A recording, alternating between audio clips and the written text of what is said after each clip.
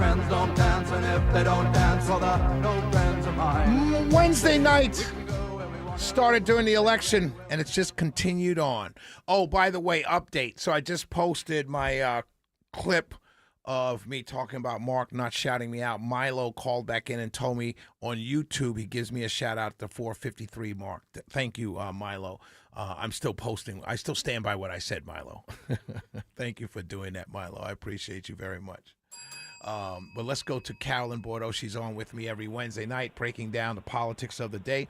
She is a former congresswoman out of Gwinnett County. She's a Democrat, and I love having her on. I love to have these conversations with her. Good evening, my sister.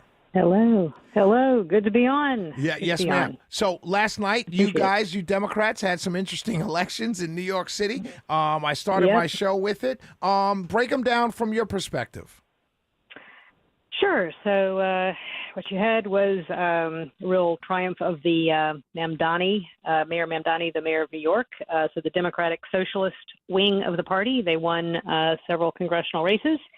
And not all of them, though. There was a race in the Upper West Side. Actually, my husband's family is from that area. Yep. And so Michael Lasher won there, and he's more of the middle of the road problem solver type, super liberal. Of course, he's from New York, right? But we're in the middle of the road. But other than that, Mamdani had a big night, and a lot of socialists, the Democratic Socialists won. And so I talked to several of my friends that grew up or still live on the Upper East Side, actually, and many of them said Lasher won primarily because he had been involved in city and state politics for so long that people, and he worked for Jerry Nadler, so the district knew him because he had been in the district with Jerry Nadler.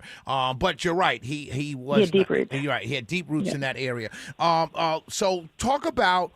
Are the Democrats making a mistake with the Democrat Socialists? I started my show off saying I'm not a socialist. Obviously, I'm not a socialist. But if capitalism is failing people will, working class people, poor people, will look for something else. Yeah, I think that's probably true. I would say that the challenge here is, when you look at who these candidates actually are, they are they're really kind of the college-educated radicals who kind of claim to be for the working people.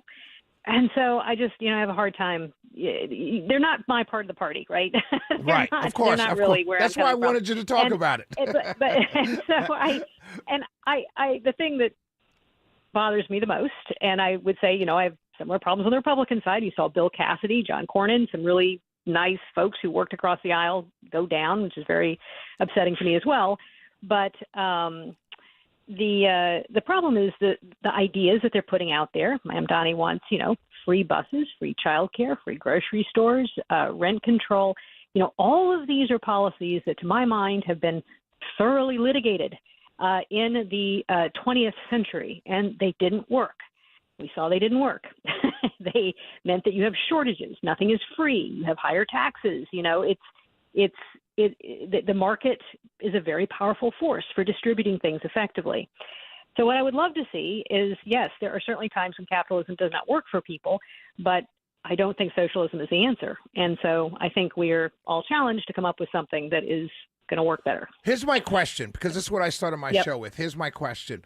Do you think that both parties are suffering from what I'm seeing from the voters, regular voters, not people like you and I who are insiders, who can be defined as insiders, but do you think both parties are suffering from we haven't done anything for the people we represent, which is why the radicals, the Cassidys are kicked out. The Masseys are kicked out.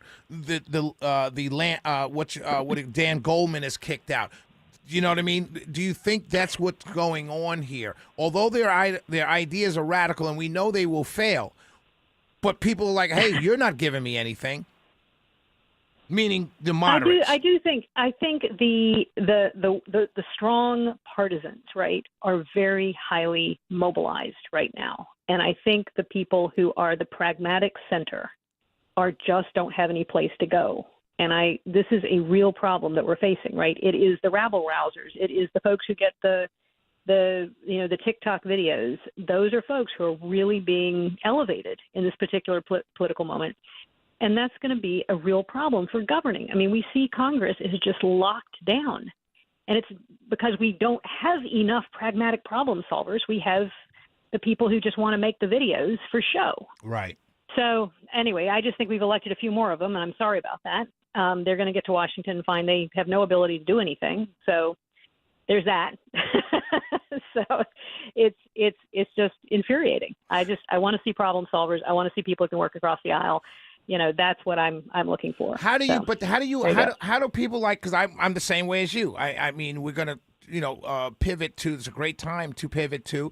I went and endorsed John Ossoff for Senate, and got murdered on social media. But how do we get to that place where and primarily my endorsement of him was because I saw him as someone who's trying to fix the problems. And that's why I did it. He's talking about the things that are relevant to Georgians. He's talking about the things he's trying to fix problems. But how do you how do you break through to people to get them to understand throwing bombs is not a way of governing? Yeah. I mean, rhetorical bombs, verbal bombs. That's right. That's right. I just think we have to be more mature about who we support. And in the end, right, it does shine through in certain ways. You know, I would say Governor Kemp, right?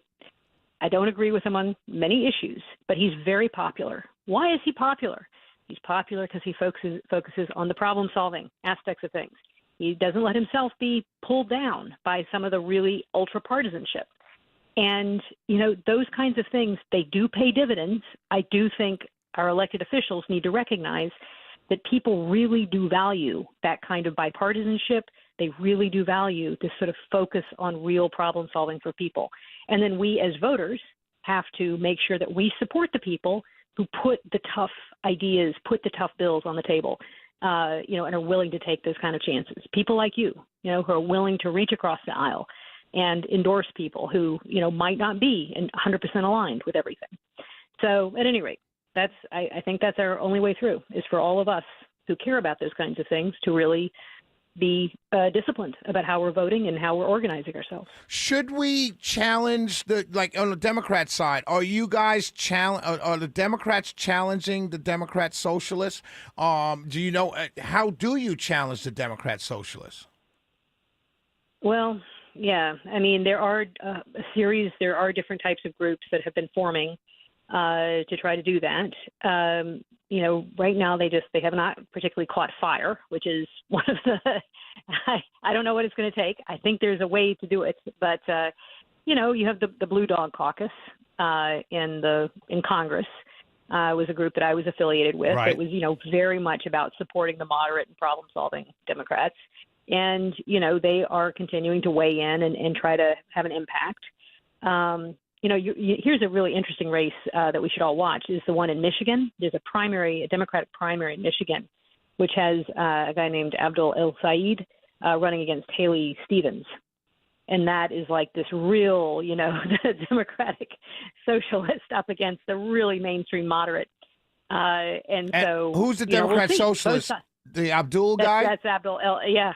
Yeah. Okay. And that's a very. Is that a heavily Muslim district? No, this is the Senate. Senate. Senate. This is the statewide Senate. Okay. This will have huge implications for whether Democrats are able to flip the Senate as well, right? So this is one of these things that progressives, they put up these candidates. They are not able to win in general elections. Sure, they can win in New York City, right? Sure, they can, but they're not able to win big general elections. So anyway, so that's going to be a real interesting one to watch. When is that Michigan race? It's August 4th. Okay. All right. We'll pay attention. It'll be really telling, like which side of the party is really truly ascendant. Because I can see a Democrat socialist, like you said, winning in a primary in Michigan, but no way that Democrat socialist wins statewide. No way. Right. No way. That's right. Right. That's right. No way. And the progressives need to know that. That's right. And I don't know why. They can win in very democratic districts, but there's a reason they don't win in general elections, because most of the electorate, most of us, are pragmatic.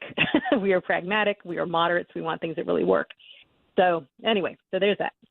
We're Carolyn Bordeaux joins us every Wednesday. I appreciate you, my sister. Next week is a holiday week. Are you on next Wednesday, or are you traveling?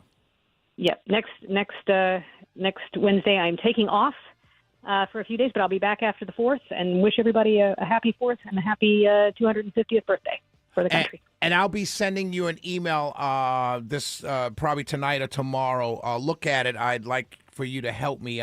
I'll let everyone know. I'm doing my July 4th is on. We're doing special July 4th because we're off that Friday, the 3rd. And so we're all putting together best ofs. And instead of me putting together just a best of show of stuff I did before, I'm asking prominent individuals to do about 5 or 6 minutes on what does July 4th mean to them. I've sent some out to our local elected officials here, waiting for their replies. I've gotten one, Senator Ossoff's back already, and I'll be sending you one to do as well. So look for that email, Great. Please. Okay. All right. Fantastic. Have a good evening. God bless. Bye-bye. We'll be right back. I'll take your calls. Chris, Luke, all hang on. Everybody hang on. We'll be right back. Shelley went to